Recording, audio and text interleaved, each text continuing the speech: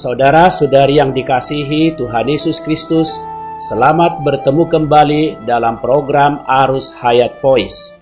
Tema kali ini adalah berdoa. Pembacaan Alkitab diambil dari kitab Yakobus pasal 4 ayat 2, demikian bunyinya.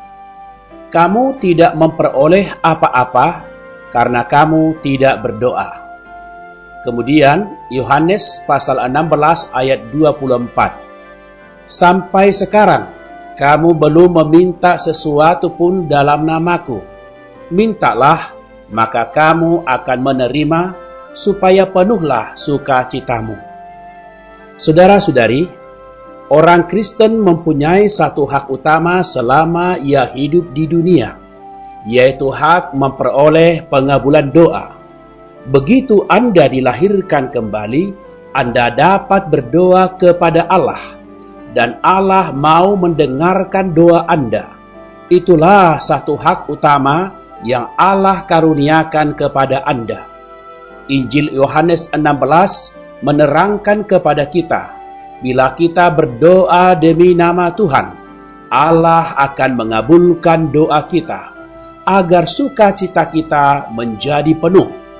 Maka, jika kita senantiasa berdoa, kita akan menjadi orang Kristen yang bersukacita di dunia ini. Oh, saudara-saudari, bila seseorang mempunyai permulaan yang baik pada waktu ia baru percaya, niscayalah doa-doanya sering Allah kabulkan. Itulah sebabnya, mengapa begitu seseorang percaya Tuhan, ia harus belajar berdoa dan beroleh pengabulan doa. Semoga setiap orang yang percaya Tuhan menaruh perhatian atas masalah ini. Kita juga perlu tahu bahwa tujuan berdoa ialah agar doa itu dikabulkan. Setiap orang Kristen wajib belajar agar doa-doanya dikabulkan.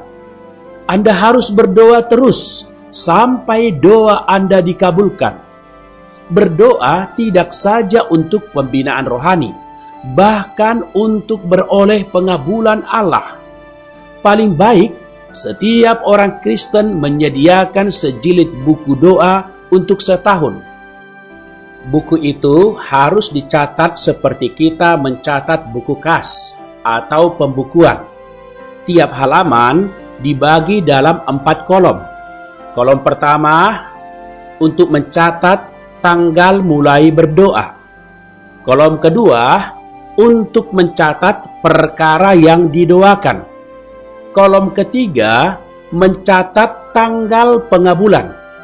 Dan kolom keempat mencatat proses pengabulan Allah. Dengan ini Anda akan mengetahui berapa banyak doa Anda yang dalam setahun dan berapa pula yang telah dikabulkan. Saudara-saudari, buku catatan doa ini sangat besar manfaatnya, yaitu dapat mengetahui apakah doa-doa kita dikabulkan atau tidak. Bila Allah menghentikan pengabulannya, itu menunjukkan ada satu penyakit pada diri kita. Bila orang Kristen ingin bergairah melayani Tuhan, itu memang suatu hal yang sangat baik. Tetapi, bila doanya tidak dikabulkan Allah, ia akan tidak berguna.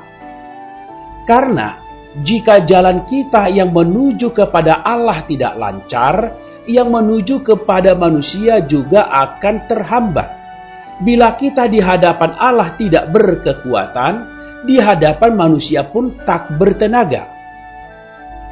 Ada seorang saudara pernah mencatat sebanyak 140 nama orang untuk didoakan keselamatannya. Ada yang baru dicatat pagi hari, sorenya sudah beroleh selamat. Setelah lewat 18 bulan, hanya 2 orang yang belum diselamatkan. Ini satu teladan yang sangat baik. Kiranya Allah mendapatkan lebih banyak orang Kristen yang demikian. Kita harus belajar menjadi orang Kristen yang teliti di hadapan Allah. Doa kita harus dilakukan terus sampai beroleh pengabulan.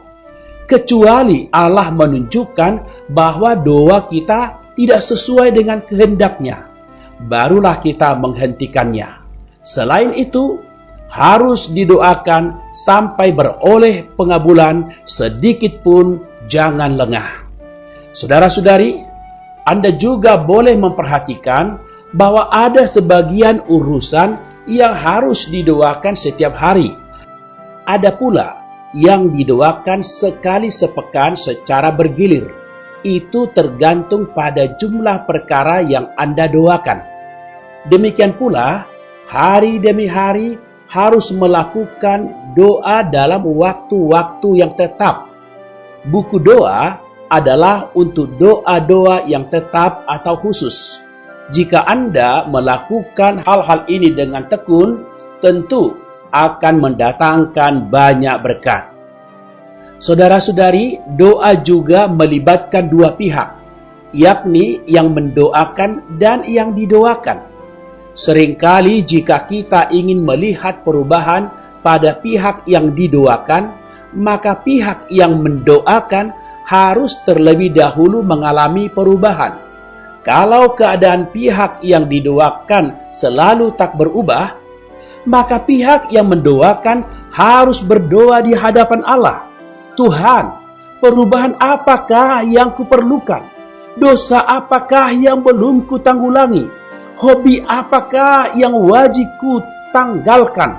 Mungkinkah aku belum belajar beriman dengan sesungguhnya? Atau adakah sesuatu yang lain yang perlu kupelajari? Saudara-saudari, jika pihak kita perlu perubahan, wujudkan lebih dahulu. Jangan selalu mengharapkan pihak yang didoakan itu yang berubah, sedangkan kita, pihak yang mendoakan, tidak mau berubah. Oh, demikianlah.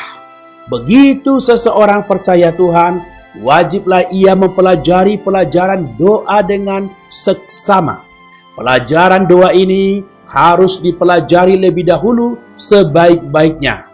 Barulah ia dapat mengenal Allah lebih dalam, dan barulah ia memiliki masa depan rohani yang kaya dan limpah.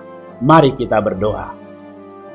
Tuhan Yesus yang penuh rahmat, kami mengucap syukur karena Engkau memberi hak kepada kami untuk berdoa kepadamu.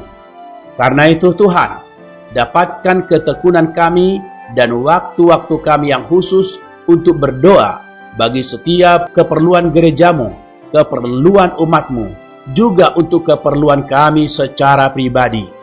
Tuhan, Engkaulah manusia pendoa yang sejati. Jadikan kami juga manusia pendoa pada hari ini.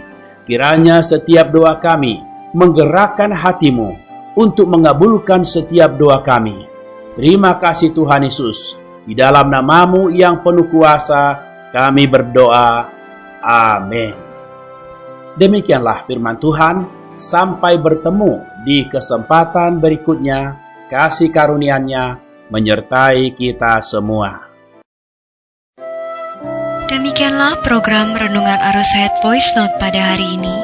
Dan jika Anda tertarik untuk memiliki renungan firman seri-seri sebelumnya, serta mendapatkan info mengenai sosial media lainnya di area Anda dapat menghubungi kami via SMS di nomor 0877 77 11 4777 atau mendownload di website kami di www.pemulihan.or.id. Tuhan Yesus memberkati kita semua.